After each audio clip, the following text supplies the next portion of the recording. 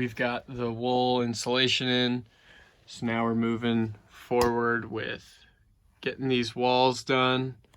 My dad's on his way over to bring me some fishing line. Once I put some insulation in here, it can easily kind of fold over.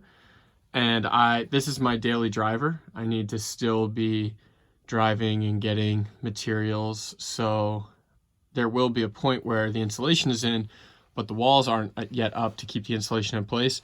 So that's the purpose of the fishing line, is to keep the insulation in place while I'm driving around. I'll get these walls done too, and then I will take a look at how much I've got left. And as you can see, I started to look into taking the ceiling down. I don't want to do it prematurely. I am pretty sure I'm going to have enough wool to insulate the ceiling and get rid of the foam board that's there right now, but I want to be 100% sure. So here's the wool. It's pretty cool. There's a lot of it. They come out in strips like this. So we're gonna jump in. Quick note on the wool itself. I've mentioned it before, but it's 100% natural sheep's wool. It mitigates moisture, it improves air quality, and it's environmentally friendly. So this is the right side of the wall. You can see it is stacked. It looks like one giant pillow. That's just all filled with insulation in between the metal frame and now that wood framing there. And because I had enough left over, the next clip that you'll see will be me taking down the ceiling, because I would end up insulating it with this wool as well. Got wool insulation in. The ceiling is currently coming down as we speak, and it is an interesting process. So I'm gonna try and record some of that here as I get the last screw down.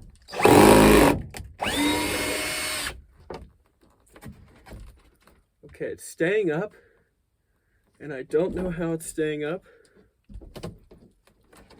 How is this staying up? Because that was the last screw. There's some type of tension right above me, and I need to get my hands in front of my face because I don't know how this is staying up. All right. Sugar. I need that light. How is this not coming down right now? And indeed, there is one hidden screw. All right. Here we go. There she goes.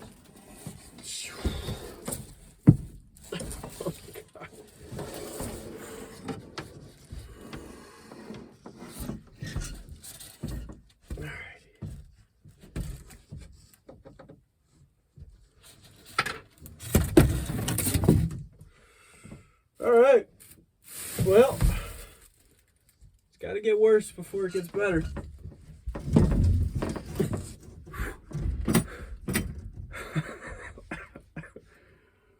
Yeah, I've been able to get through this all right with one set of hands, but as I sit here, a second pair of hands wouldn't kill me right now. In fact, a single pair of hands might. All right,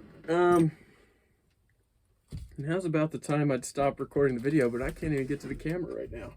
What I need, and the next step here is I need the scissors to cut open a small sliver so I can pop these LEDs through and not damage them, and then I can deal with the ceiling.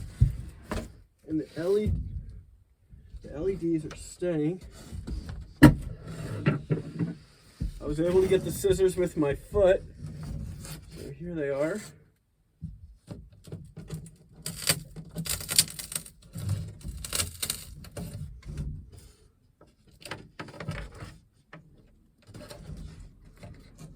Got one.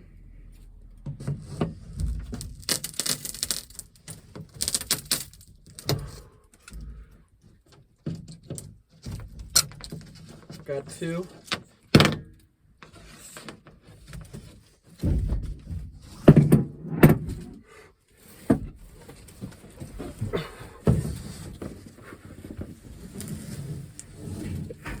it's a 1/4 inch plywood. It's not heavy. It's just taking up a lot of space. So don't be looking at me thinking, oh my God, this kid's gonna die. I'm fine. It's just cumbersome is all. But look, I got my lights hanging down. I still can't get to the camera though, so I'll just keep talking through it. There's foam right now that you can't see, and that's predominantly the reason why I just took the ceiling down. I've got the insulation, I've got enough wool, and wool is the best insulation here. It's got the highest R value, and I want this foam down, and I want the wool up there. So I don't really know what my next step is here. Oh man. All right, well.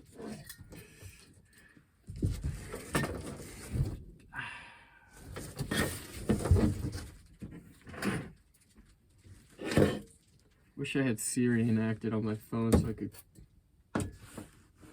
call someone inside my house right now. Well.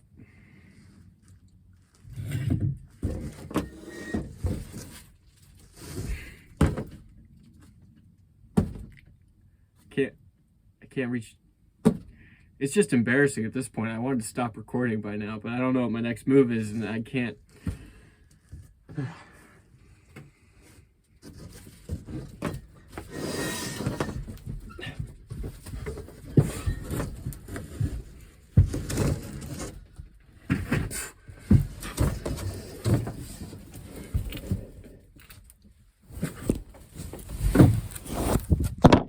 There we go.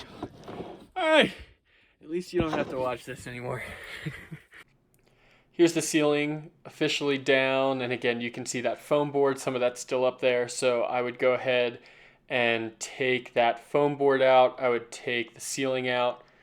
And it was making for just a little bit of a mess in the van. You can even see the silver bowl up in front. That would eventually be the sink. So just spaciously, it being both a daily driver, the work site, it's also transportation for the materials themselves. So I needed to clear some of that stuff out. So I did, and then I purchased this cedar wood here from Home Depot. And then in the previous video, the bed frame video, I mentioned I was using a lot of this tried and true original finish, which is linseed oil and beeswax. It's all natural. And I would treat the cedar with that same tried and true finish. So it started to really make that cedar pop, which was really, really cool. All right, we are doing ceilings. We're starting in the center. That's some tongue and groove cedar. And we're gonna do one more piece here. Go inside, take a break, warm up our hands, and then do 8 feet long pieces over here. And there's no way I'd be able to do this alone. So we've got Don out here. Don, thank you for being here. It was colder than anything this day, but Don and my sister Jess ended up helping out, which I was really appreciative of. And my dad actually came over too, so you'll see him here. We started strategizing how to best put the cedar up. The way in which we did it, we had a little bit of a system. We had 2 drills, one to drill a pilot hole, and then the other one to drill a screw in. So Don and I would switch the drills back and forth. And then my sister, Jess, would take the wool insulation and she would rip it up and then stuff the ceiling with it. So you can see Jess starting to put it up in between the metal frame and that cedar. And then in this picture, you can see Don is going ahead and putting the cedar up. In this picture, then I'm starting to put the cedar up. And again, we would do a pilot hole with a small drill bit just because cedar is pretty fragile and we wanted to make sure we didn't split it. Then we took a hole saw and we started to do holes on the specific boards of cedar. We did 4 holes, and that would be for the 4 LED lights. We are doing a little bit of electrical work, which even shutting off the electrical and connecting positive to positive, negative to negative is not my strong suit. However, Jess and Don are here and we're doing the ceiling. So if you take a look at the ceiling right now, we used a 2 1/4 inch hole saw to put this through the cedar. So we need to disconnect this because from the previous build, it already had these LEDs. Disconnect this wiring so that I can then tuck this, reconnect, in other words, when the wiring comes through this hole, and then tuck this light back up and in. So we got Jess here, we got Don here. Jess is holding the camera right now. Heyo. And we hopefully the next video that you see will be a couple of lights inside of the ceiling. Doing a little YouTube action. My YouTube pursuits will not be for influencer or anything like that. It's mostly just going to be to show my grandkids that I was cool. Also showing my grandkids what life was like during this time. I would work remotely. So a lot of the time I was working remotely from my mom's house, but because I was staying at her place while I was building out the van, but I was also sometimes taking meetings from the van as well. So this is just a quick picture. There's a lot of stuff going on in the back. So I just took a meeting from the cab or the front of the vehicle, and it had this black lock box that the cable company that previously owned it, they would store stuff in it, and then you could lock the actual box itself. But it also doubled as a great desk. So here's the picture of the lights going up, and the left side of the wall being it's getting there. It's not yet complete. I had gone over to Jess and Don's apartment one more time, and then Don and I started putting up that left wall there. And then with the help of my buddy Jude, we completed the left wall, which you can see here. And this was pretty exciting because then I had also just done a big deep clean of the van, and the bed frame isn't secure there, but I started to place it where it would be secure down the line, and you can start to really see things come together. Then I started adding additional vertical framing to the doors. I was worried about anchoring the cedar directly to the metal frame, so I went ahead and took some furring strip and did these vertical pieces here. Then after that, my dad had come over, and it's actually a shame that I don't have more footage of this because it was a freezing cold day again, and a really funny story happened. Basically, I was focused on putting the paneling on the doors, and my dad was focused on wiring the outlet on the right side of the wall, because ultimately this right side of the wall, the cedar would be a little bit more complicated because we needed to create room for the outlet, the light switch, and then these two USB ports that we had. So I handed it to my dad because my dad's dad had a hardware store. My dad, as a result, has a pretty solid knowledge of a number of things, including plumbing and including electricity, which was relevant here. So give it to him. I'm focused on the woodwork on the doors, and I'm really locked in on it. About 45 minutes pass, and he's unable to get the outlet working, and we're starting to wonder what it is, but I had full confidence he'd be able to figure it out, and I wasn't worried about that at all. And he's starting to really think to myself, man, he's saying it out loud. He's like, I just don't know what this is. I don't know why this outlet's not working. We're testing it with a bulb. We're starting to mess around with the battery itself. And again, about 45 minutes go by, and I'm just focused on the door panels. Finally, I look up at him, and I'm like, oh my gosh, I'm so sorry. And he starts dying laughing. He's like, what is it? And I go, and I had forgotten to flip the switch on the inverter. So the two outlets are run off of a 12 volt battery, but you can't run a 120 volt outlet straight off the battery. So you need to have an inverter. I have an 1,000 amp hour inverter. I just forgot to turn it on. We turned it on. Turns out my dad's wiring was A-okay. It had been for about 45 minutes to an hour in the cold. But unfortunately I hadn't been paying attention. I was focused on the door panels, and we didn't take care of that. So we ended up taking care of that. And we were in tears laughing. I mean, it was just bone chilling cold. And we were cracking up about it. And I just, it was a really, really goofy memory. And unfortunately, I have no footage of it. The only picture I have of that day is this. But after that, we were able to complete the wall. So this is what the wall looked like when it was completed. And inevitably, cabinetry would go where you see that insulation sticking out, and even where you see the electrical setup. So we didn't need to put any more cedar there. So at this point, the ceiling The left wall and the right wall, in terms of the cedar, are complete. It would need some finishing touches, but it was complete. And then after that, I had gone ahead and I'd done the doors themselves. So this is a pretty cool picture here of like the doors being swung out wide. And then my godmother had come over and she sewed me some insulated curtains. Went with like a lumberjack theme, keeping with the actual kind of the cabin feel with it. And then here's a picture of the first curtain up with the walls completed and the lights on. So this is kind of cool. Top left, you'll see that the cedar ends there. I would end up filling that with a 2x3 there. I don't have any. I don't think I have footage of that. Or maybe, you know what? Maybe there is a quick video of that. I'll have to take a look.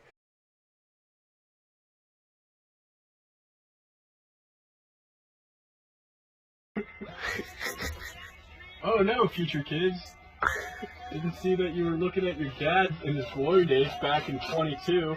Hopefully about to not embarrass himself. There's a little bit of a gap up here. This is a little informational session.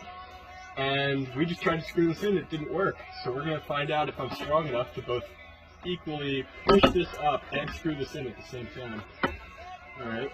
Any grunts that you hear are not for dramatic effect. It's probably because this is really hard.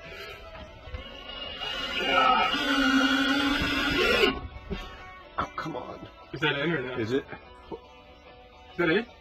Ah! Alright, cut the video before it drops.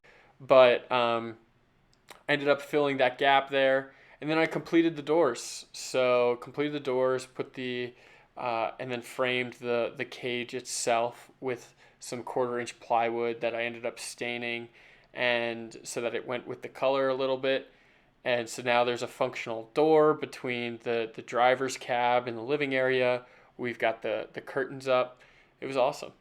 The one thing I'll say about the curtains, we did a Velcro, and I'm now putting these videos together months after the build, and I've lived in the van. The Velcro ended up failing because of time in the sun.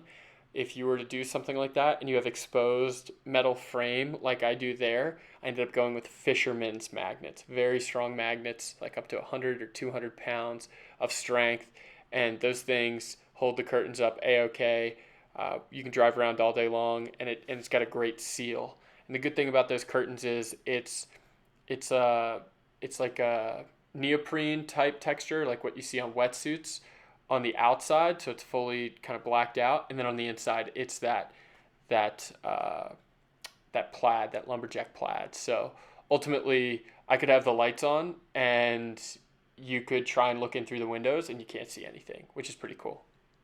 So yeah, that just about wraps up this video regarding insulation and the walls. The only thing remaining at this point would be the cabinets, the countertop, and then putting a back on the bed so that I could do that multi-purpose couch / extended full-size bed functionality.